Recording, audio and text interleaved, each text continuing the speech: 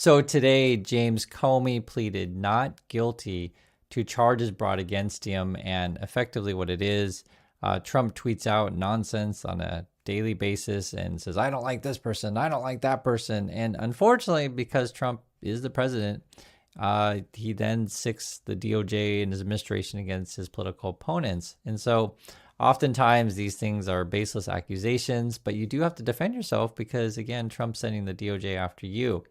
And if you don't know, many people in Trump's administration and the DOJ actually resign because they don't want any part of these kind of things. Unfortunately, Trump does this quite a lot. They've indicted again James Comey.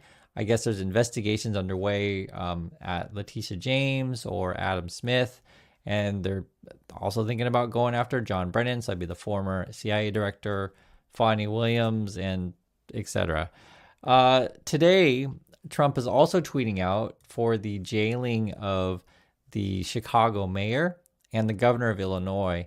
You know as well as I do, the President of the United States in the last 24 hours called for you to be imprisoned. I want to give you an opportunity. We've seen your reaction on social media, but I want to hear what you have to say back to the President of the United States. Well, let's start with the idea that this is a convicted felon.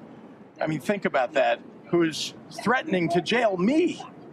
I got to say, this guy's unhinged. He's insecure. He's a wannabe dictator. And there's one thing I really want to say to Donald Trump. If you come for my people, you come through me. So come and get me. What does that mean? And these things, as ridiculous as it is to, Trump just tweets out crazy stuff nonstop. Unfortunately, again, he's just sending Americans against Americans, and he wants to divide everyone, essentially what it ends up being. The strategy that the Trump people are doing lately now is using these right-wing influencer people, and the right-wing people, their job is to go to said cities and just rile stuff up and try to pretend that there's all this craziness going on, and then therefore Trump needs to send in the military. That's what this is all about. And so I wanted to show you this guy. His name is Nick Sordor. I showed you guys yesterday, but essentially he just retweets Trump, right? Trump saying Chicago mayor should be in jail for failing to protect ICE officers. Governor Pritzker also. And one of the things that's kind of crazy about this stuff, it's both frustrating, aggravating, and also clowny all at the same time. It's like you never know, should you laugh, should you cry? Patel, who's the current director of the FBI, he was claiming there's like 110,000 gang members in Chicago. Taking the juggernaut that is demolishing the weaponization of law enforcement and bringing it to places like Chicago. When I was there today with Todd, we learned that the Chicago city streets have 110,000 gang members. That's right. You heard me right. They had 1,200 shootings this year alone, 360 homicides. When politicians choose to side with those metrics and not their citizenry, thank God we have President Trump and this Department of Justice and this FBI going in there and crushing violent crime. And President Trump sent us into these cities quietly to set the stage, to set up for the National Guard, to see the success that we saw in Washington, D.C., in Memphis. The FBI has been leading the charge in every single one of these streets because we know how to gather ground-level intelligence, and we know how to put handcuffs on the bad guys, and we know that we have the backing of this administration. And most importantly, the agents at the FBI know that they have the backing of the American people and their governments. See, I don't know if I should laugh or cry when someone makes this statement. And, that's like, depending on how you want to count it. If you include the suburbs, that's 5% of the area. If you just want to include Chicago proper, that's 10%. So are we saying 5 to 10% of Chicago are gang members? Is that what we're saying? Like, it's just so stupid.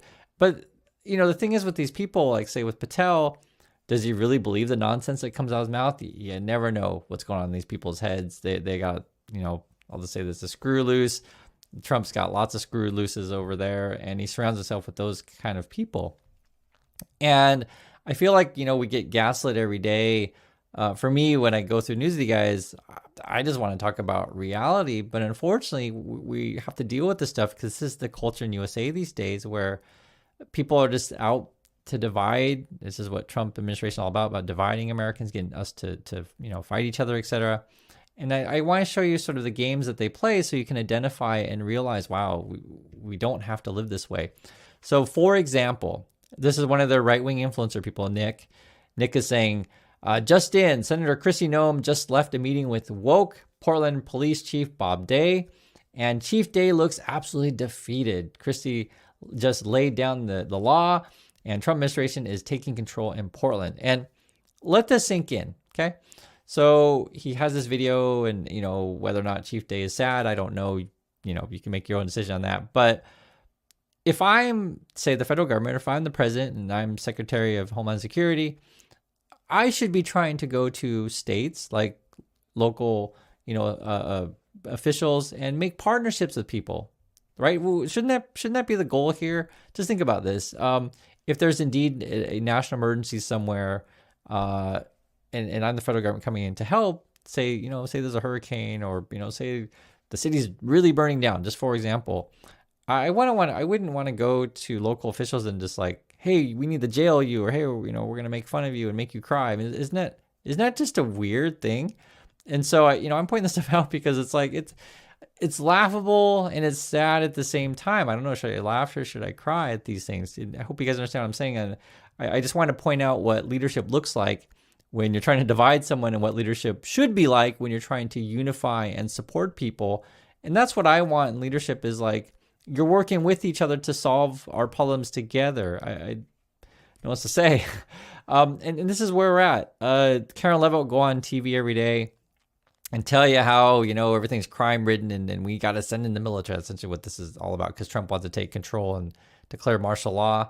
Governor Newsom, you know, tweeted this out, kind of making fun of Levitt, because essentially what it is they're trying to send the military to my hometown, Portland, Oregon. And if you look at what's going on in Portland, you got protesters dressed up as dinosaurs, raccoons, and unicorns dancing to YMCA. That's basically what it is.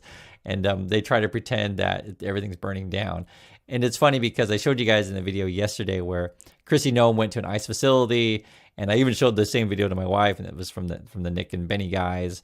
And, you know, there's like, 30, 40 protesters. No, seriously, that was what was on the camera, 30 to 40 protesters. And they're trying to pretend like this is like, you know, national emergency thing. And what it ends up being, and I want to show you their strategy, is that they're out there to try to instigate stuff and basically pretend like there's, you know, a need to send in the military. So for example, this is the Nick guy, and he has this video of a protester spitting on an ICE agent. You can't make this up. Spitting on an ICE agent. And then the ICE agent gets really, really angry and, you know, tackles him with a couple other agents. And then Nick is calling for 8 years in prison, I guess. It says, and seriously, this is what he's writing. He says, you know, loser, leftist J boys facing 8 years in prison. Nobody spits on the brave men and women of the federal law enforcement and gets away with it. If you spit on a federal law officer, you will be hit with federal charges. And it's just like, is this where we're at, to where we're you know, trying to put people in 8 years in prison for spitting on someone? And often, you know, what it's like, if you guys follow sports, this Nick guy or other people, say ICE people, they're kind of like people who flop in sports. If you know what that is, you know, you can watch FIFA or basketball or whatever, and you kind of taunt people over and over and over again. And if they even just touch you at all, like, or not even touch you, basically you just fall down and you act like your leg is broken. And if you watch sports, you'll know exactly these kind of players, generally speaking, most of us don't like people who flop. It's pretty ridiculous.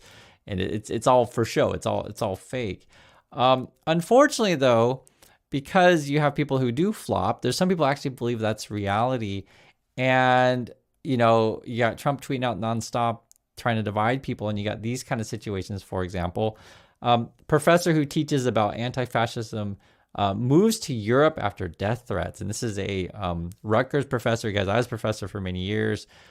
So I you know, identify with this one as well, to where I can only imagine like the kind of stuff that they would receive. I have an idea what it'd be, but it just, you know, essentially you could write a book about something and Trump doesn't like it, and he could literally tweet about you or whatever, or, you know, it's brought up on Fox News and suddenly you get all these, you know, mean messages from various Trump people, and you don't know the climate in USA, because it's unsafe if someone, I'll just be honest, like, has a gun. You guys get this. It's crazy. And in fact, I was looking at a military forum. A friend sent one along, and I can't show you the forum, but I'll just tell you what it is.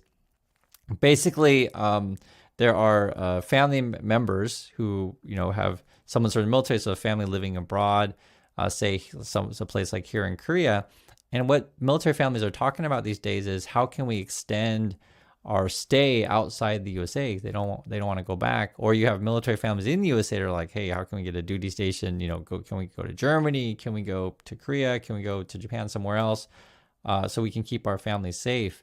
And it's kind of a crazy situation. And this is sort of why I bring up, say, what the Nick stuff is doing, or what Patel is saying, or whatever, is what you want to look for in leadership, again, is someone who is unifying people and figuring out ways of, hey, how can we work together to solve our problems of today? The thing that Trump is up to, and why you have to point this stuff out, is Trump is like basically chasing windmills is the best way to describe it, like all these sort of fake problems and stuff like that. And then we're wasting all this money to solve fake problems. And then they're wasting all this money to try to prove that there are fake problems. And that's why I mentioned, like, say, try to get someone to spit on you. And then therefore, oh, look how dangerous people are. Listen in, the National Guard, and spend all our money on that. And the people who ultimately benefit from this stuff is Trump and his buddies, because while our FBI and our military are busy, carrying out Trump's plans, they're unable actually to go after, say, money laundering or racketeering or a bunch of other stuff that they should be on. And also, like, say, with Patel's situation, they're pushing out many experienced field officers. And this is both the FBI, the CIA, people who are there to protect us. They're pushing out experienced people in many government positions. And I was just thinking about this today. I mentioned in the last video, my wife and I were visiting my wife's family for basically the Korean Thanksgiving, which is Chuseok. And one of our cousins has a baby daughter, actually 2 years old, and she's walking around and stuff like that. And it was interesting. I was just thinking about this, to where when you have experiences of being with family and meeting people from other countries, other cultures, you realize, man, we're pretty much all the same. for reals. I mean, for reals. And if you don't know, I'm American. I'm actually Vietnamese. Sometimes people think I'm Korean. I'm not. I married a Korean. I'm not Korean at all. I'm Vietnamese, and I have a U.S. citizenship. I write about in my book. But point being is that spend time with people from different places or whatever, and you realize families interact pretty roughly the same. Play with their kids. They want their kids to be safe. They want to have healthy food, right? Job opportunities, these kind of things. And every day when I tune into what the Trump people are up to, Trump's always like, I want to fire as many people as I possibly can. I want to remove protections on your food. I want to remove protections on your environment. I want to, basically attack America and attack our system. The whole thing is bizarre to me that anyone would go along with this stuff. And then when they try to prove the reasons why they're doing said things, it's a bunch of like nonsense. And that's why they're essentially, the people on Fox News or the right-wing influencers end up looking like clowns, basically, because you have to prove things that don't exist. You have to essentially prove to everyone that Trump's windmills are dangerous when they're totally not. So anyway, that's what's going on. Please stay safe out there. Thank you for watching, and I'll catch you on the next video.